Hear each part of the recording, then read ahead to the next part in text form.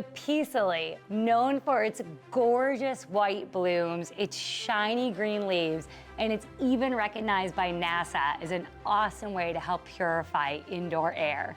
You brought it home and it was a showstopper until the flowers stopped blooming and never came back. It's not your fault, and we'll explain why so that you never get duped again. After that, we'll show you how to get those blooms back. See, about a month before those peace lilies were shipped to your plant store, they were sitting in a humid greenhouse full of green foliage. Probably not many flowers to show, not something that'd sell easily from a store. So to trick those plants into producing the beautiful white blooms that you see when they're sitting in the store before you buy them, they were sprayed with gibberellic acid. Now, gibberellic acid is naturally occurring in plants, but not to the levels that they're applying. When you apply gibberellic acid, it pushes plants towards growth and reproduction. When sprayed with unnaturally high amounts, it tricks them into producing more flowers than they ever naturally produce. So shortly thereafter, timed to perfection, they are shipped to a store where our unknowing plant growers are lured by those plentiful, irresistible blooms, which could never be sustained. Funny enough, those white flowers are meant to be attractants, usually for insects, but the plant will accept us as a replacement. And even funnier, they aren't actually flowers at all. See, peace lily flowers are actually modified leaves called spathes that serve the same role as flowers to attract pollinators. But these special leaves can do even more than a typical flower once they're done with that role. The amazing thing about these spathes is that once they're done playing the role of looking like flowers and pollination is complete, they transform to traditional leaves, turning green, producing sugars that then feed the development of those seeds. A research study removed the spathes after pollination and found fruit and seed development to be significantly reduced. So for those of you who think that peace lily flowers aren't as good as real flowers, show me a rose that flowers can convert sunlight into energy. That's not happening. Now, spraying gibberellic acid is not something that can be done repeatedly. It puts the plant into an unsustainable state of overdrive, and once those levels subside, the plant is less likely to bloom again for a long time as a result of this. So you're now in a harder spot to get the plant to bloom as a result of those beautiful but unnatural blooms you brought home. And it can take 6 to 12 months for the gibberellic acid bloom to wear off and for your plants to naturally rebloom. So be patient. We have some tricks that can help to accelerate this though. Our goal is to bring them back to a normal, healthy state where we can then have healthy, consistent blooms for years to come. So let's start by getting them back to normal, the healthiest version of that. To do that, we need to bring them to their happy place. And for peace lily, that's a shady, moist, warm jungle scene. Okay, maybe recreating the Amazon jungle isn't reasonable in your home. But by understanding where they naturally thrive, we can understand what conditions they need in our home and what we need to provide to get them to bloom. There are really 3 major things we'd prioritize, and if you stay on top of these, your Spathiphyllum will love you and give you the beautiful blooms you dream of. The first is soft, consistent light. Peace lilies are found throughout the tropics on the forest floors of tropical forests. Although there is plenty of sun at the canopy, these plants have evolved to dense shade, rarely getting more than speckles of direct sunlight coming through the canopy. Literally, only 1 to 2% of the total amount of sunlight that reaches ever gets through that canopy. 98 to 99% of that light is blocked before it ever reaches these peace lilies in the jungle floor. That's wild. The lesson from this is that you do not want to put your peace lily in a window where sunlight will be directly on it. It's just too much. There's a lot of advice on putting them in eastern windows, but my experience is that they do best in filtered, consistent light. Eastern lighting is going to give them full sun in the morning and then darkness throughout the rest of the day. So near a bright window, but never where it's directly hit by sun. If you have curtains that diffuse light, that can provide perfect lighting. Or 12 to 16 hours of gentle grow light will do absolute wonders. These indoor plants here at the shop, that's what we've got them on.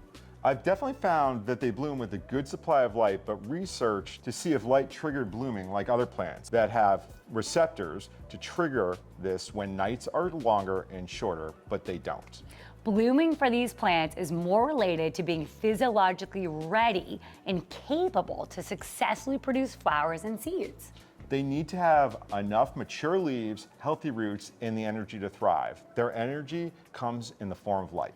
Without enough light, they'll focus on developing leaves just to maintain their survival, and they won't worry about putting out blooms. Remember, their leaves are designed for the shady jungles, so they can only take in so much light at a time. Too much light intensity will kill the leaves, and even the right intensity at too short of a duration will prevent them from producing enough energy. Summary, lots of gentle light. That's what they're designed for. The second thing to keep in mind is stable soil moisture.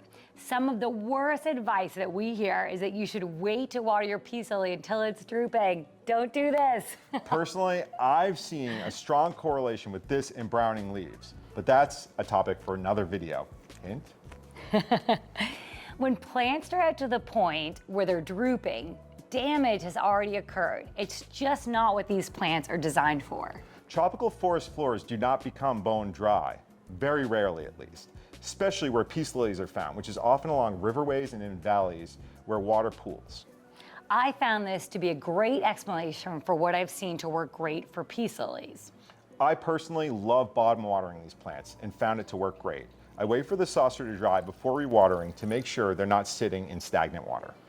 I imagine that this mimics being on a jungle floor near rivers and in valleys where the groundwater rises after rain, but the upper portion of roots sit above that flooding. For media, I like to put them in cocoa-based soils that maintain aeration, yet still hold plenty of moisture. Cocoa coir is incredible because it can hold up to 10 times its weight in water, so it'll be sure not to dry out too fast. The other benefit of bottom watering, back to that, is it reduces compaction, so there's still plenty of air throughout the soil. Top watering compresses soil and creates water logging. And don't forget, no air can equal root rot. Peace lilies do have the ability to oxygenate their roots because they contain specialized tissues called parenchyma that directs oxygen from the air to their roots. Still, if the water around them lacks oxygen, bad bacteria will begin to destroy their roots, also known as root rot. Summary, keep your peace lilies in fluffy, light soil that stays wet but doesn't compact. Bottom water and wait for that saucer to dry before you water again. And the third and final major thing to keep in mind to get your peace lily to bloom again is the air.